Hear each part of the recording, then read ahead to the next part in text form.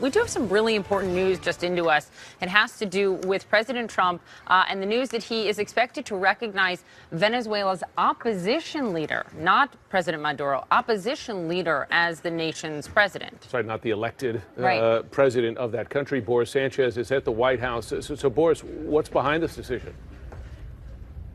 Hey there, Jim and Poppy. Yeah, sources are telling my colleague Jeremy Diamond and I that President Trump is expected to announce that Juan Guaido, the head of the National Assembly in Venezuela, is the legitimate president of that country.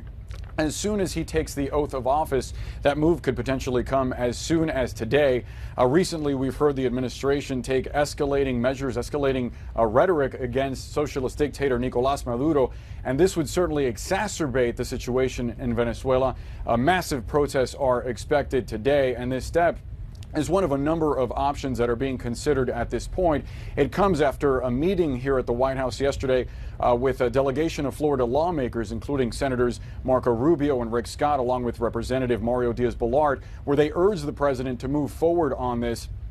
Sources indicating that the move would likely come not necessarily in coordination, but likely as other regional allies move in that direction as well, to declare to declare Guaido the actual leader of Venezuela. We're told that the White House is considering all options on this by a spokesperson on the National Security Council.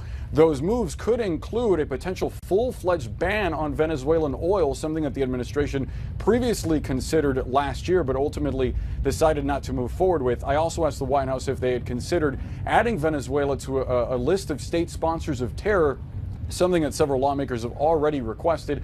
They said that all options are still on the table. They would not commit to that idea, Jim and Poppy. And Boris, just before you go, I mean, that if they were to go with an all-out ban on Venezuelan oil, that'd be a really big deal, because I think some analysis I read said gas prices in the U.S.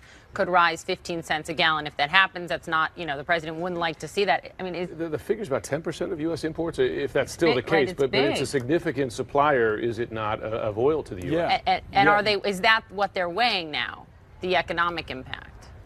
Yeah, potentially. This has been an option that has been on the table for some time. It's a quite interesting dynamic in the relationship between Venezuela and the United States, dating back to former socialist dictator Hugo Chavez, where you had both sides, saying very mean things about each other, but still dealing oil between the two. Obviously, it would have enormous ramifications for the U.S. oil market, which is part of the reason ultimately that option was abandoned previously. It's not clear that they're ready to move in that direction again, but I do want to point out last night during a speech, Maduro did say that his administration would be revisiting the relationship between the United States and Venezuela, but it's unclear exactly what that means in this point.